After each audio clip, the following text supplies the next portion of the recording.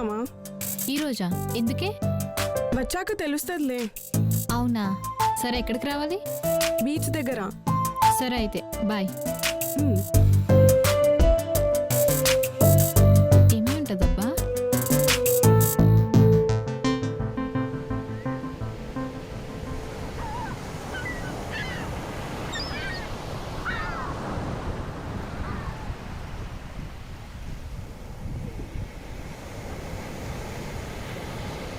చాందిని, ఏంటే నన్ను పిలిచి నువ్వు లేటుగా వచ్చా? అంటే సిద్ధు మాట్లాడాలని అన్నాడు.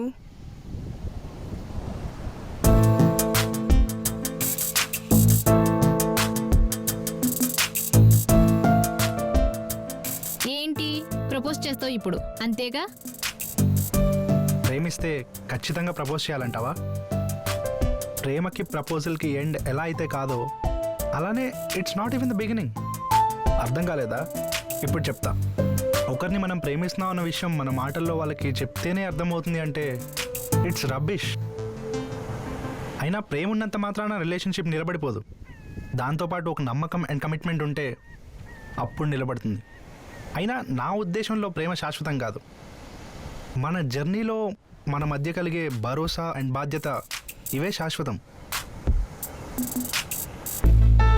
అస్తమిస్తున్న సూర్యుడి గురించి ఎవ్వరూ ఆలోచించరు, ఎందుకంటే రేపు పొద్దున ఉదయిస్తుందన్న చిన్న నమ్మకం. అలానే ఈ సముద్రం కెరటాలు ఎంతలా ఎగిసిపడుతున్నా ఆ ఒడ్డునే మనం వెళ్ళి నిల్చుంటాం, ఎందుకంటే దానికున్న హద్దులు దాటి అది ముందుకు రాదని నమ్మకం. అలానే నీ జీవితంలో నేను ఒక బలమైన నమ్మకంలో ఉందానని మాట్లాడుతున్నానే తప్ప ఎప్పుడెలా ఉంటుందో తెలియని ప్రేమ గురించి అయితే మాట్లాడడానికి కాదు. నేను చెప్పింది అయితే నీకు అర్థమైంది అనుకుంటున్నాను.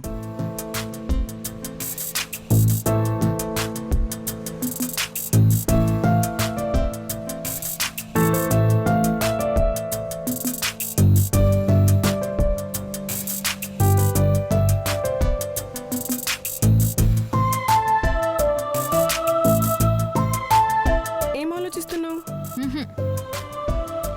నీకు ఇష్టం ఉందని తెలిసినా నేను ఇలా ఎందుకు చేశానో నువ్వు అడగక ముందే చెప్పాల్సిన అవసరం నాకుంది. సిద్ధు గురించి నువ్వేమనుకుంటున్నావో నాకు తెలియదు, కానీ నీ లైఫ్లో ఉన్న లోటు సిద్ధు తీర్చగలడు అని నా నమ్మకం. నువ్వే విన్నావుగా, ప్రేమ మీద మీ ఇద్దరికీ ఉన్న ఒపీనియన్ ఒకటే అని. ఇది తెలిసాకే సిద్ధు నన్ను అడగగానే ఏమాత్రం ఆలోచించకుండా నీ గురించి మొత్తం చెప్పేశాం.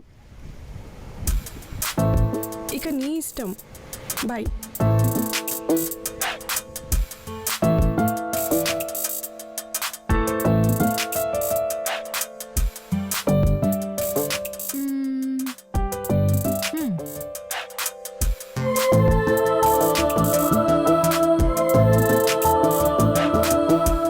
హలో లీలా, చెప్పవే.